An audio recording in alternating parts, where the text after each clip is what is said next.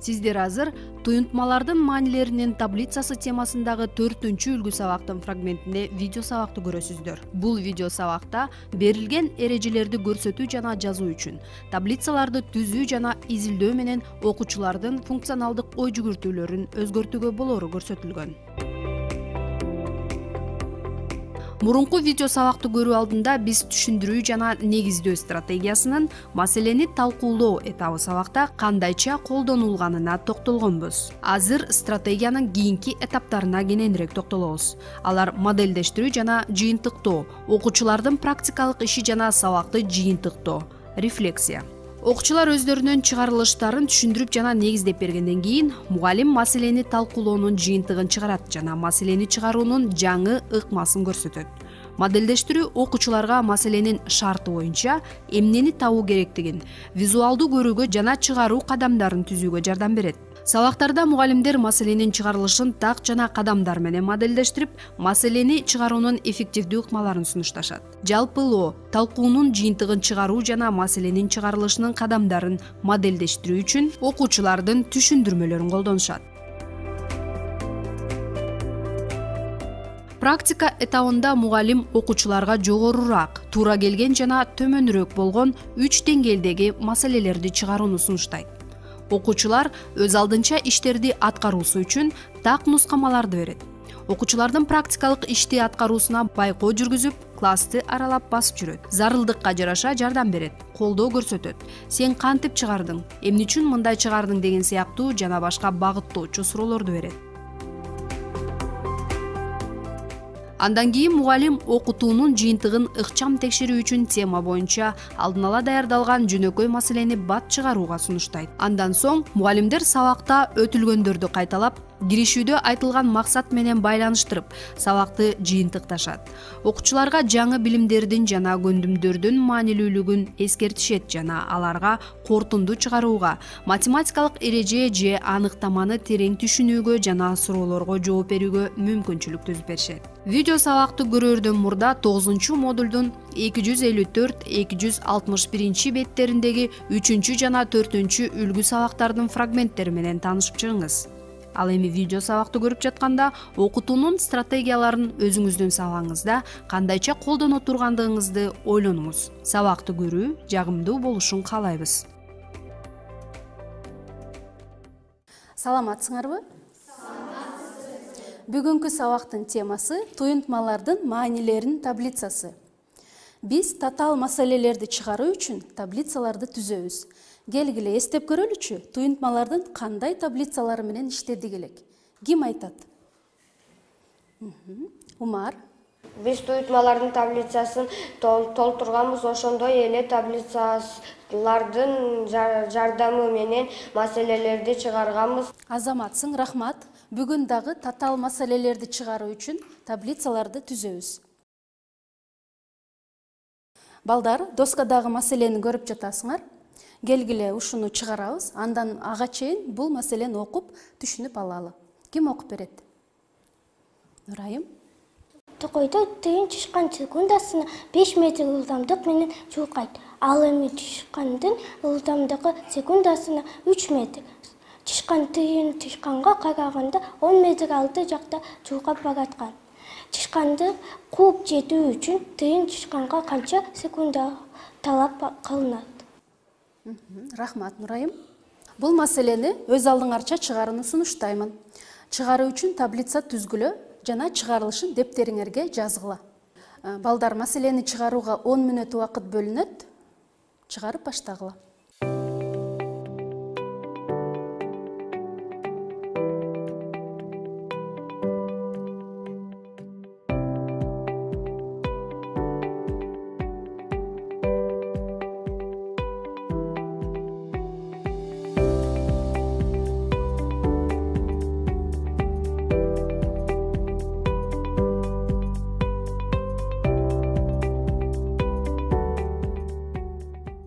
Бөлүнгөн убакыт соңуна чыкты.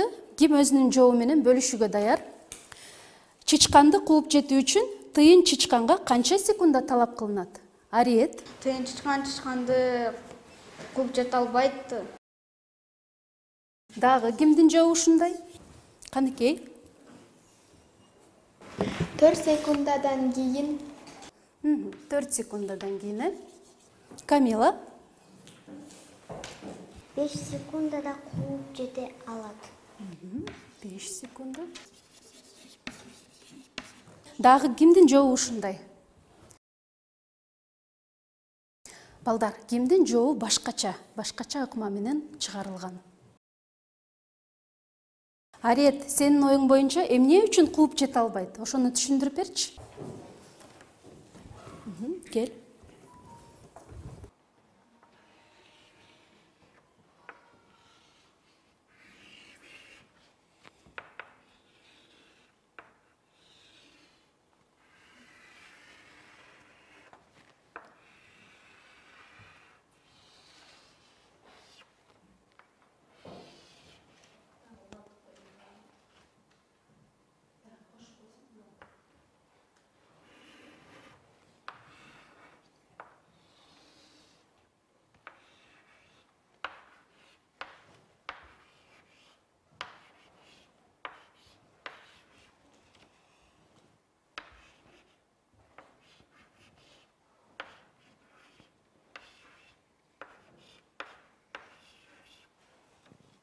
Beş metr секунда бул тыйын чычкандын ылдамдыгы. 3 метр секунда бул чычкандын ылдамдыгы. 5 10 чейин чоңот 5 6 7 8 9 10 3 8 чейин чоңот 3 4 5 6 7 8 алардын ортосунда аралык 2 метр. Ошон үчүн ал кууп жете албайт. Жакшы, Ариет, рахмат. Жаныбек, 4 деген жоопту кантип алганыңды түшүндүрүп берчи. Кел огой.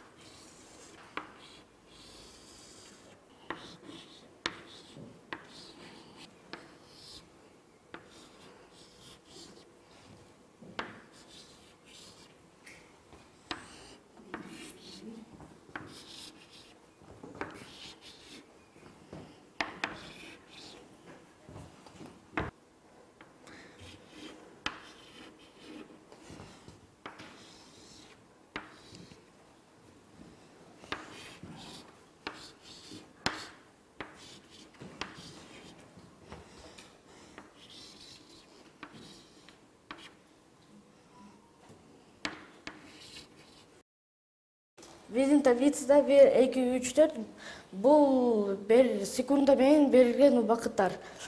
5 бул 1 секунда тыйын чычкан басып өткөн жолу. 10 бул баштала электе, старт баштала электе, тыйын чычкандын ортосундагы аралык. Таблица 4 секундада тыйын чычкандын басып өткөн жолу, 4 секундада тыйын чычкандын басып өткөн жолу чоң болуп калды. Ошол үчүн эки жолу 4 секунда. Рахмат, Жаныбек, жакшы иш болду. Ал эми балдар 5 секунда деген жоопту ким кантип алганын түшүндүрүп берет. Кел, Камила, түшүндүрүп берчи.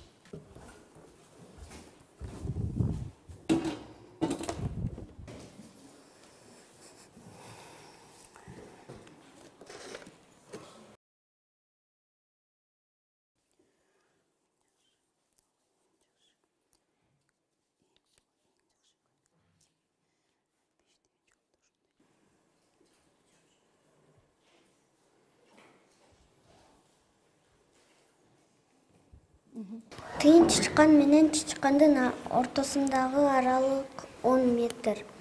Тыйын чычкан өлдү чекитинде чычкан 10 чекитинде турган. Кыймылдын биринчи секундасында тыйын чычкан 5 метр жолду өтөт. Ал эми чычкан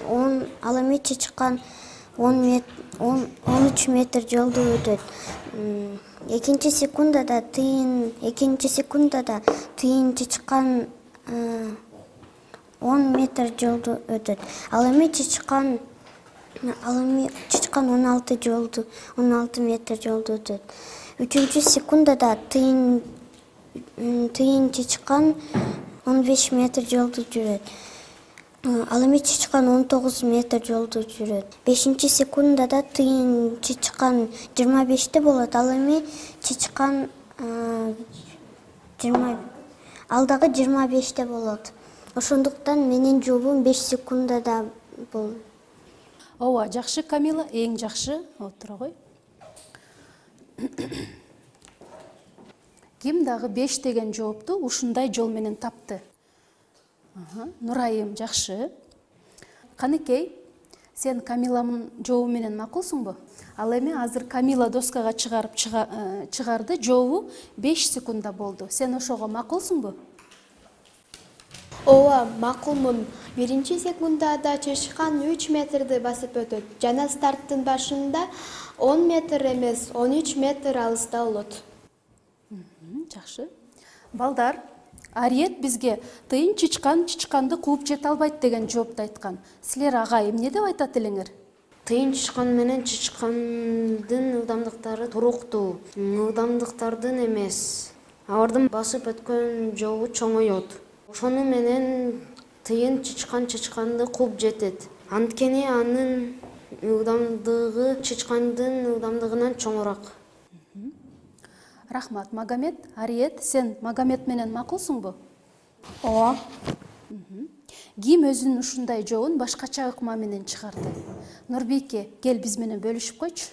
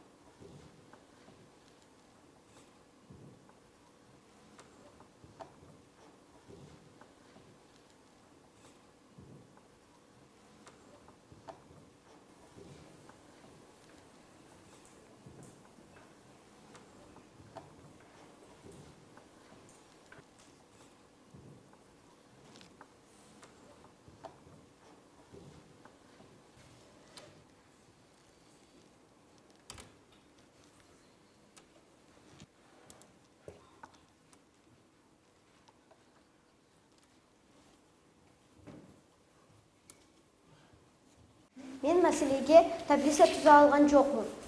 Ошол себептен аны сан школасынын жардамы менен чыгардым. Маселенин шарты боюнча тыйын чычкан 0 чекитинде. Ал эми чычкан болсо 10 чекитинде. Кыймылдын 1 секундасында тыйын чычкан 5 метр жолду басып өтөт. Ал эми чычкан болсо 1 секунданын ичинде 3 метр аралыкты басып өтөт. Ал эми экинчи секундада тыйын чычкан 10 метрди басып өттү. Чычкан болсо 16 метр аралыкты басып өттү. Эми 5 секундада экөө тең 25 метр басып өтүшкөн. Ошондуктан тыйын чычкан деген чычканды кууп жете алат. Азаматсың, сен маселени сан школасынын жардамында чыгардың. Демек, Нурайым менен Камиланын жообундай жоопту алдың. Сен булардын чыгарылышын байкап, көңүл буруп көрдүң. Булар түшүндүрүп бергенден кийин сен маселени таблица түрүндө чыгара алат белең? Ооба. Кана балдар, айтып көргүлөчү. Бул сандар таблицада кандай эреже боюнча өзгөрүшөт? Кимдир бирөө ал эрежени орното алдыбы? Макул, анда баарыбыз келгиле, аракет кылып көрөлү. Балдар, доскага көңүл бургула. Биз 3 түрдөгү жоопту алдык. Биринчиси кууп жете албайт, экинчисинде тыйын чычканды 4 секундада кууп жетет. Ал эми кийинки үчүнчүсү тыйын чычканды 5 секундада кууп жетет. 0 секунд убакытта тыйын чычкан 0 чекитинде турат. Ал өзүнүн кийинки жолунда, басып өткөн жолунда улам 5 метрге көбөйөт. 5, 10, 15, 20 жана 25. Маселеде тыйын чычканга караганда жайыраак чуркап басып бара жатканы айтылган жана алардын ортосундагы аралык 10 метрге барабар. Демек, тыйын чычкан 10 метр алдыда чуркап жөнөгөн. Ошол себептен 0 секунд убакытта анын аралыгы 10 метрге барабар болот. Башкача айтканда, чуркоо аралыгы 10 метрге барабар. Чычкан 1 секунд убакытта 3 метр алдыга жүрөт. 2 секунд убакытта ал 16 метр жолду басып өтөт. 3 секундта 19 метрди басып өтөт жана 22-25 метр жолду басып өтөт.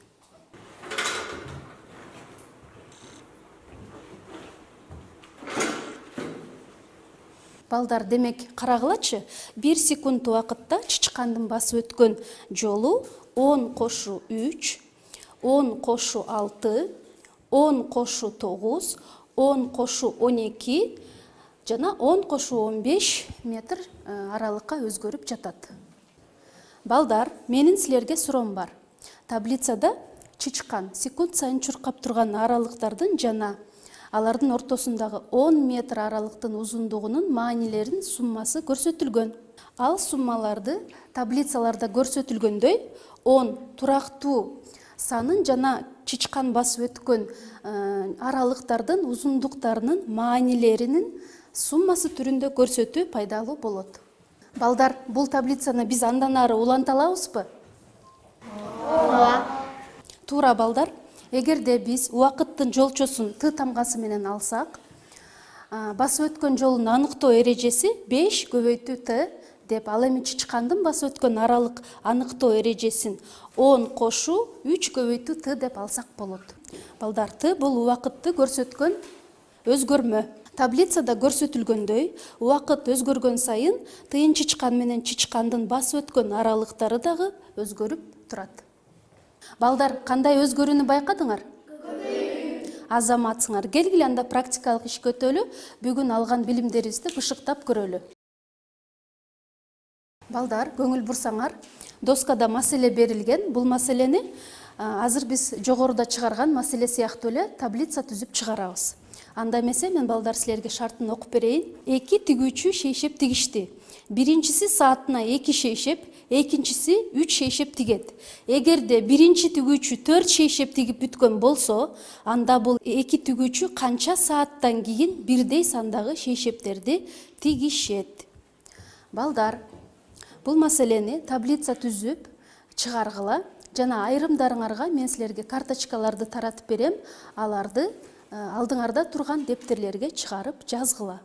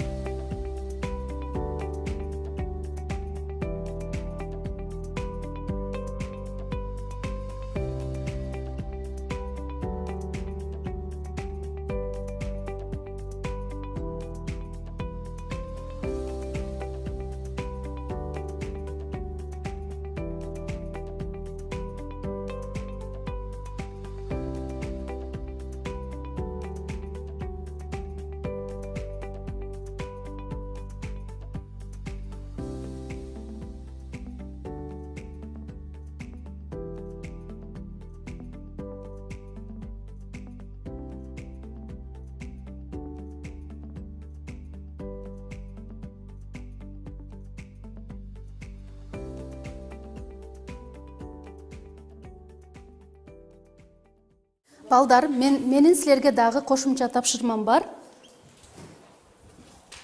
Толтурулган таблица боюнча туюнтманы аныктагыла. Алдыңарда турган ак барактарга жообун жазгыла.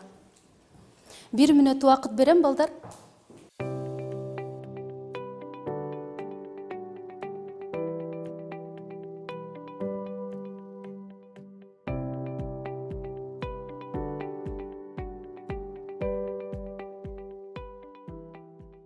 Кана балдар, убакыт бүттү. Жообуңарды көрсөткүлөчү.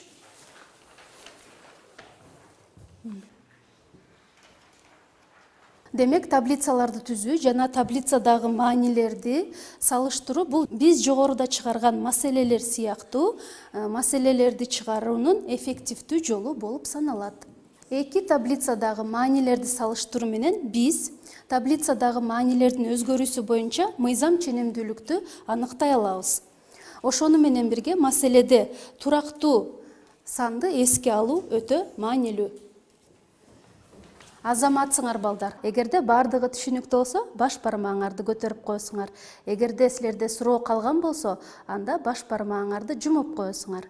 Эгерде сабакта эч нерсе түшүнбөгөн болсоңор, анда кол булгалап коесуңар. Келгиле анда текшерип көрөлүчү. Окуучуларга тексттик маселелердин моделин көрсөтүү үчүн таблицаларды түзүү сунушталат. Мугалим окуучуларда маселелердин чыгарылышын тамгалуу туюнтма түрүндө моделдештирүү, маселенин сандык маалыматтары өзгөргөндө жооптун өзгөрүшүнө мүмкүндүк берүүчү эрежени аныктоо, белгилүү бир типтеги тексттик маселени чыгаруунун эффективдүү жолу экендигин маанилүү түшүнүк катары бекемдеди. Маселедеги сандык маалыматтар өзгөргөндө жоопту өзгөртүүгө мүмкүндүк берүүчү белгилүү бир эреженин аныктамасы башталгыч класстын окуучулары үчүн функционалдык пропедевтика болуп саналат.